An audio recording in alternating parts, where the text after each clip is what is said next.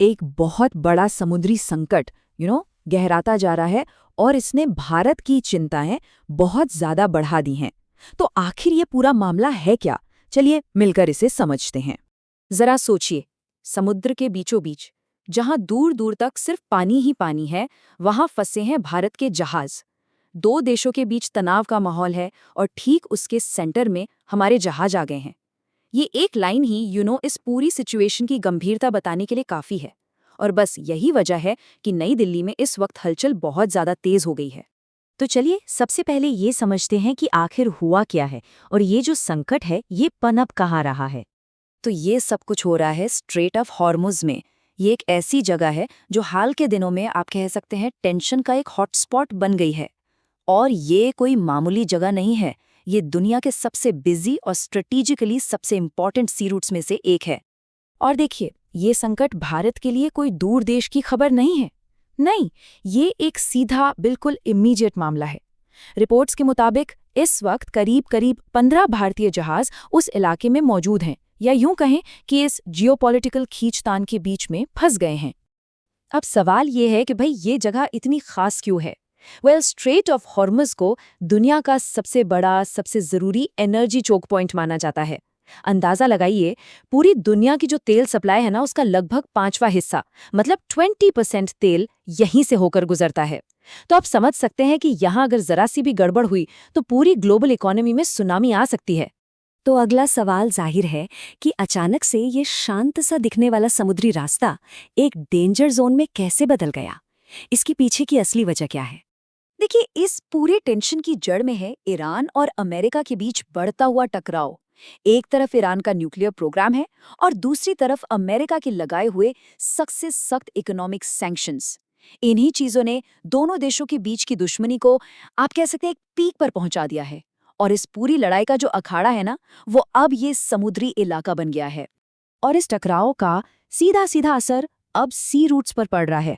मतलब अगर सिचुएशन और बिगड़ती है तो कमर्शियल जहाज़ों पर हमले हो सकते हैं, या ये भी खतरा है कि ईरान इस पूरे रास्ते को ही ब्लॉक कर दे।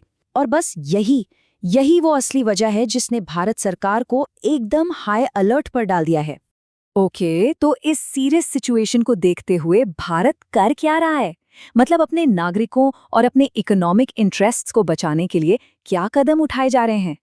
तो भारत ने जरा भी देर नहीं की और तुरंत एक्शन लिया है। सबसे पहले इंडियन नेवी को हाई अलर्ट पर रख दिया गया है। दूसरा, उस एरिया में जितने भी भारतीय जहाज हैं उनकी मूवमेंट पर सैटेलाइट से और दूसरे तरीकों से नजर रखी जा रही है, निगरानी बढ़ा दी गई है। और तीसरा, उन्हें वहां से सेफली बाहर निकालने के लिए हर जरूरी तैयारी चल रही है। देखिए, सरकार का पहला और सबसे बड़ा फोकस बस एक ही चीज पर है कि किसी भी भारतीय नागरिक या हमारी किसी भी प्रॉपर्टी को जरा सा भी नुकसान ना पहुंचे। और इसके लिए 24 घंटे इस सिचुएशन पर नजर बनी हुई है। चलिए अब आते हैं सबसे इम्पोर्टेंट सवाल पर। अगर ये संकट, ये क्राइसिस बना रहता है तो इसका हम सब पर क्या असर होगा? मतलब सीधी सीधी बात करें तो आम आदमी की जेब पर इसका क्या असर पड़ेगा? और ये समझना बहुत जरूरी है कि ये सिर्फ समुद्र में हो रही कोई घटना नहीं है। अगर ये संकट और बढ़ता है ना, तो इसकी लहरें समुद्र की सीमाओं को पार करके सीधा हमारे घरों तक पहुंचेंगी। अब आप सोच रहे होंगे कैसे? सबसे पहले तो तेल की कीमतें आसमान छू सकती हैं क्योंकि सप्लाई में दिक्कत आएगी। और हम सब जानते हैं, जब भी कच्चा तेल यानी क्रूड ऑयल महंगा होता है तो भारत में पेट्रोल डीजल से लेकर लगभग हर चीज महंगी हो जाती है, महंगाई बढ़ जाती है। और इतना ही नहीं, भारत के ट्रेड और सप्लाई चेन पर भी इसका बहुत ही बुरा असर पड़ सकता है। तो कुल मिलाकर बात यह है कि ये सिर्फ समंदर में फंसे कुछ जहाज़ों की कहानी बिल्कुल नहीं है। ये एक ऐसा मुद्दा है, एक ऐसा इशू है जो सीधे सीधे पूरे देश की इकोनॉमी और हमारी रोजमर्रा की जिंदगी से जुड़ा हुआ है। फिलहाल भारत तो हर सिचुएशन का सामना करने के लिए तैयार है, लेकिन दो बड़े सवाल वो अब भी मुंह बाए खड़े हैं। क्या ये टेंशन और ज्यादा बढ़ेगा या फिर डिप्लोमेसी के जरिए जल्द ही सब कुछ नॉर्मल हो जाएगा? एक बात तो साफ है, इस पूरी सिचुएशन पर नजर बनाए रखना देश की सिक्योरिटी और स्टेबिलिटी के लिए बहुत बहुत जरूरी है।